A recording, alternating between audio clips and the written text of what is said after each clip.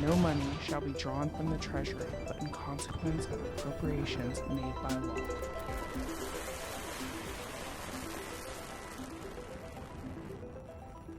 Greetings and welcome to the Far and Beyond podcast, your guide to the legal intricacies behind the contract and fiscal laws that power the U.S. Army and the Department of Defense. I am Major Sarah Hickman. And I am Major Daniel Franco. Together, we are your co-hosts.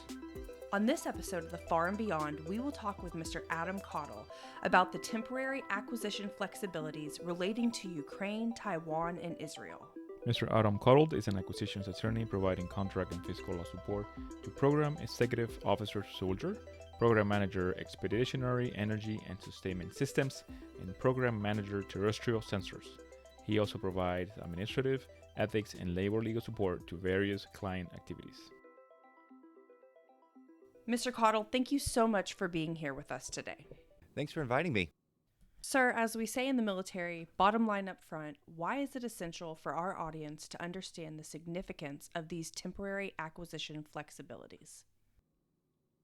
So the core mission of the DoD Acquisition Corps is to deliver to our warfighters what they need to fight and win when they need it. And if we can't do that, if it's the wrong stuff or it's late, we risk mission failure. And our senior leaders are always talking about the need to move at the speed of relevance in the 21st century. So what these temporary flexibilities allow us to do is to accelerate contract award and production delivery so we're able to meet those mission objectives. And we can do this by saving time on contract award. Anywhere from 1 to 3 years is the time savings we're seeing as we apply these. And so that's the bottom line here, is that this is a significant time saver that allows us to better support our warfighters. Oh, that's great information, sir. You said 1 to 3 years. What's the normal timeline of any acquisition, generally speaking? So a good rule of thumb from your starting point of, okay, we need to start figuring out what we need to the time contract is on award, 2 years is a good rule of thumb. For your more complex acquisitions, you could take upwards of 10 years. It is a significant amount of time that we can spend just trying to go through this process and may involve a variety of smaller contracts to try and help us narrow it down to what we're actually trying to get to. But at a minimum, 2, 3, 4 years sometimes. Okay, so at a minimum, in some instances, 10 years. And then these flexibilities allowed for something that would take 10 years to reduce it to 1 to 2 years, if I understand correctly. Quite possibly. And of course, it comes out, the more information you have up front, the faster you go. And so if we've got something that is already there where we're not starting completely from scratch, if we have, for example, a contract that's already been placed or we have a clearly defined requirement, and it might take us from there to 2 years to get a contract award, we've done it in as little as 90 days. Wow, that's impressive. Tell us more about these acquisition flexibilities. Sure. So in the 2023 and 2024 National Defense Authorization Acts, Congress gave us certain authorities within DoD for what's called a covered contract or a covered agreement. And what that allows us to do is contracts that are either for building up the DoD stocks of certain materials called defense articles or critical munitions. And those are the kinds of things that we've often seen the president using his drawdown authority on to send to Ukraine, things like Patriots, Stingers, Javelins, body armor, tanks. There's a pretty lengthy list the State Department has available. We can use this to rebuild our stocks of those. We can also use it to support countries that have already supported Ukraine, Taiwan, or Israel, or we can use it to accelerate contract awards going directly to Ukraine, Taiwan, or Israel. So anything that falls in any one of these three buckets of contracts, it's a covered contract. And so Congress authorized us to use an exception to competition that instead of having to go out and to publicly advertise it, solicit it, go through an evaluation process, and then award using the evaluation criteria, we can simply use this exception with authorization and select the vendor or vendors that we want to award to and go skip that entire process and go straight to, here's a draft contract, give us your pricing, we want to award it to you really soon. You mentioned the NDAA. For our listeners, what is the NDAA in relation to these authorities? Like, what is the purpose of the NDAA? That's a great question. So the National Defense Authorization Act is an annual authorization act that Congress passes that basically spells out what DoD is supposed to be doing over the next 12 to 24, 36 months. It's been an annual bill going back, I think, 60, 70 years at this point. Congress does pass it every year. And Congress includes a lot of different trial programs in it And in general, it's their way of directing how they want DoD to do certain things. In this case, in the 2023 National Defense Authorization Act, which was passed in December of 2022, because it's based on fiscal year, Congress said, hey, we understand DoD needs to benefit from certain flexibilities because the acquisition process is slow. And Congress recognized that, and that's one of those tools they use is they say, okay, we're going to adjust it. Now, that's different than the Appropriations Act, which is how they fund us. The Authorization Act is kind of their details of this is how we want you to behave with the money we're going to give you. One of the things you've talked about is competition. Can you explain for our listeners what is the importance of competition and what are the benefits that we receive from this authority with regards to competition? So competition is one of the main tools we use to accomplish our three goals, which is we want stuff that's affordably priced, we want stuff that's good quality, and we want stuff that is delivered on time. You know, I guess that stuff, I guess you could say munitions and material might be a little bit better way of putting it. But we use that through competition as our main tool because if companies know they're having to compete for government contracts, they're going to tend to offer us the best deals. The risk we have whenever we don't use competition, for example, using this authority, is that competitive pressure is then relieved if we don't use this carefully, and companies may feel that they can charge the government additional higher prices, perhaps not deliver it as quickly, perhaps not be the quality that we would otherwise expect. And so there are ways that we use this using, particularly I'm very fond of multiple award contracts that allow us to continue to use that competitive pressure, but in an accelerated award environment. So we still have to be able to put that pressure on companies that, no, if you want our business, you really do have to give us the best deal that's possible. So ultimately, we can be good stewards of the taxpayers' money, and we can ensure that our warfighters get the material and munitions they need to fight and win when they're asked to. Thank you for clarifying that, sir. So in practice, what are these authorities intended to do? In a word, speed. That is what this is about. This is about accelerating it and going from taking years to taking weeks and months to get things done. I mentioned a little bit earlier, our senior leaders like to talk about how we have to move at the speed of relevance in the 21st century, the speed of 21st century war. And that's what this is about, is allowing us to get on contract that much quicker by going through and not soliciting it and not advertising it and not going through that evaluation process. Because when we do, we want to ensure that we are following the rules when we're going through that full and open competition, very carefully following it to make sure there's no risk of bid protests, to make sure we're not having to redo our work, to go through and to make sure we are following the regulations that we have been provided with.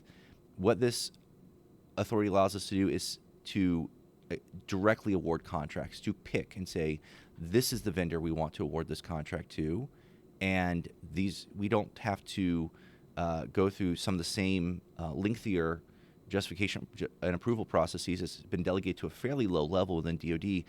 And as I mentioned a little bit earlier as well, that allows us in some cases to go to contract award within 90 days or less, which is incredible that we've been able to. In one instance I worked on, it was almost $1 billion contract. We got on contract in 90 days, which I think is it was a pretty proud moment for us because those contracts that we know made a big difference.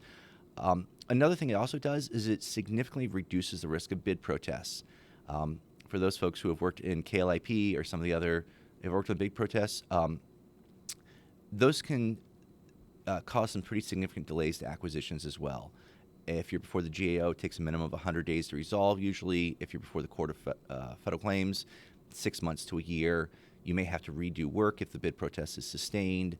What this does is, under the nature of the way it was set up, I can't say the risk is zero, but it significantly reduces the risk of bid protests. So we're able to move forward confidently and, again, put things on contracts significantly faster to get stuff to our warfighters that they need to.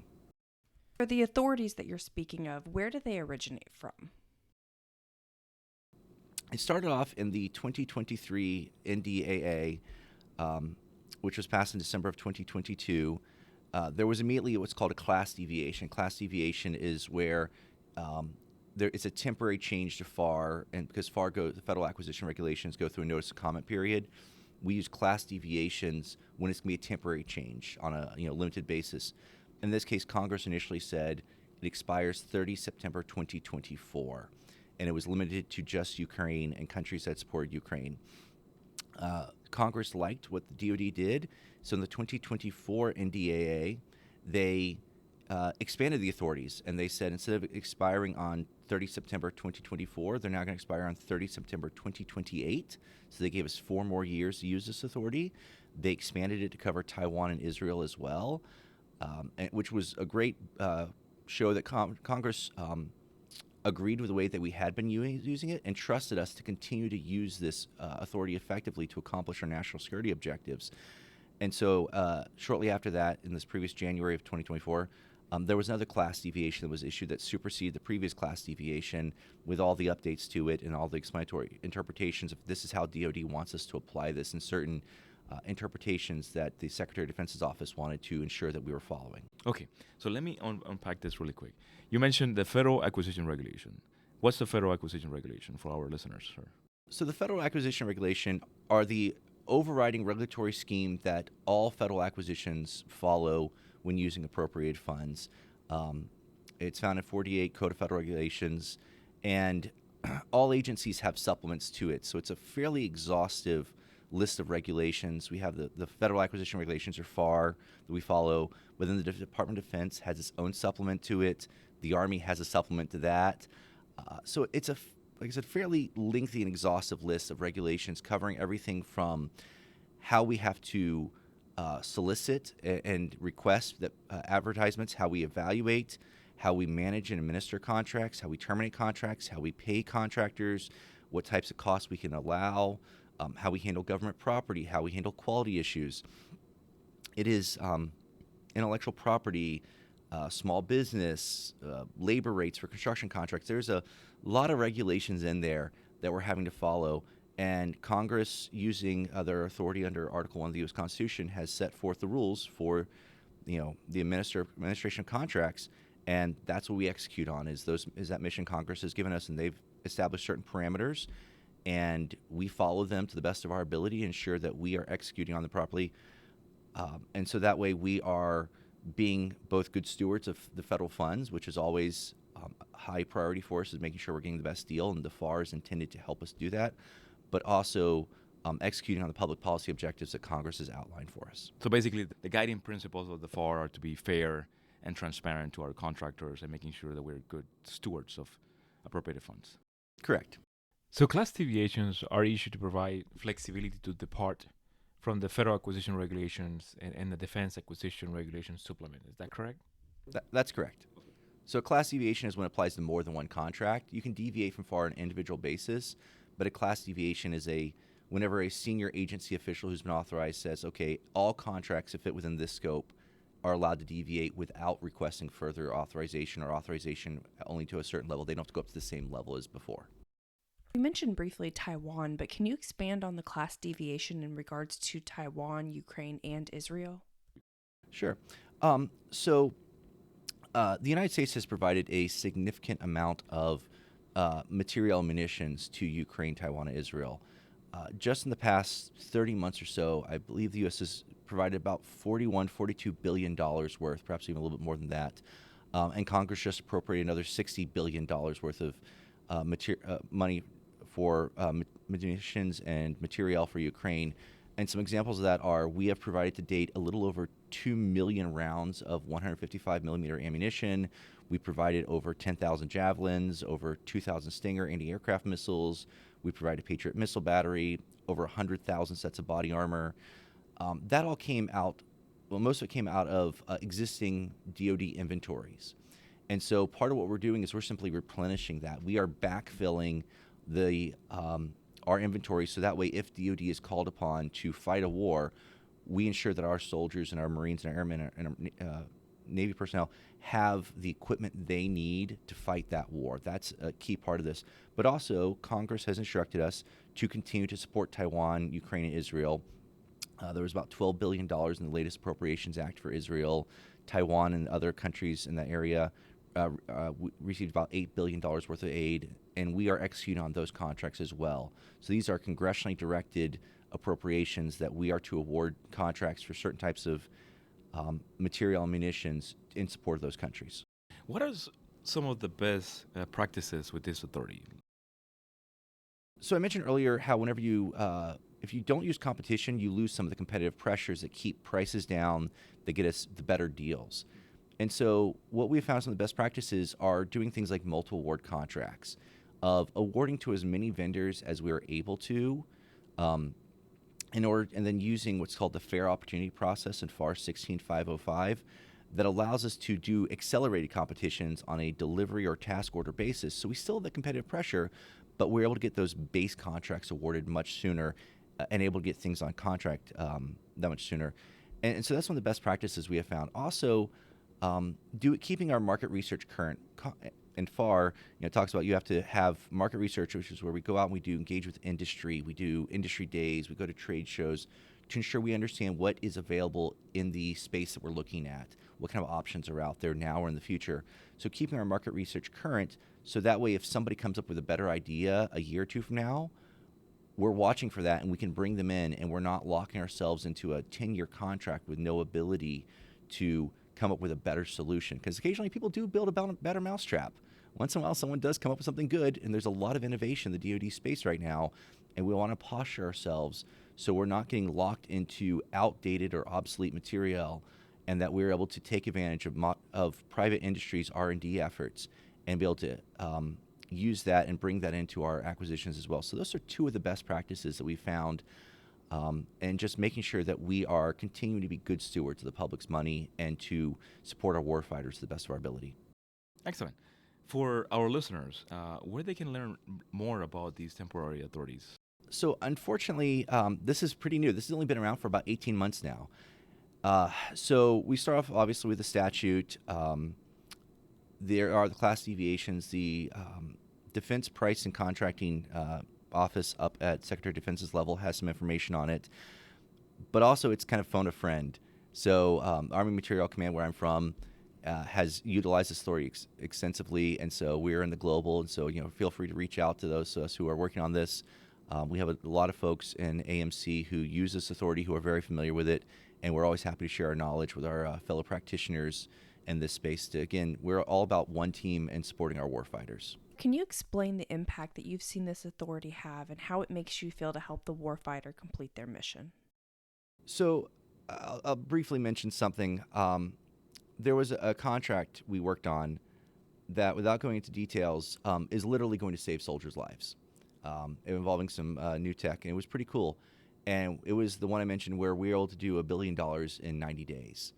And for me, it's very personally rewarding knowing that somebody's husband, mother, daughter, son is going to come home because of the work I did, because able to get that contract in place that much quicker meant someone's life is going to be saved. And that's very personally rewarding for me to know that it's literally a life-saving activity in this case. And that's why I do what I do. That's why I love what I do, is because I know I'm able to make a difference that way. Well, thank you, sir. Thank you for your service. We sincerely appreciate the time that you've taken to share your valuable insight with us. Until the next time, sir. Thank you, sir, for inviting me. Thank you for joining us today in this episode of The Far and Beyond. Please make sure to follow us and subscribe on your favorite podcast platform. We love to hear from our listeners. Please continue to reach out to us on Facebook and LinkedIn. The information can be found in the show notes from today's episode. The views expressed today are those of the presenters, not that of the Judge Advocate General's Corps, the Department of the Army, or the Department of Defense.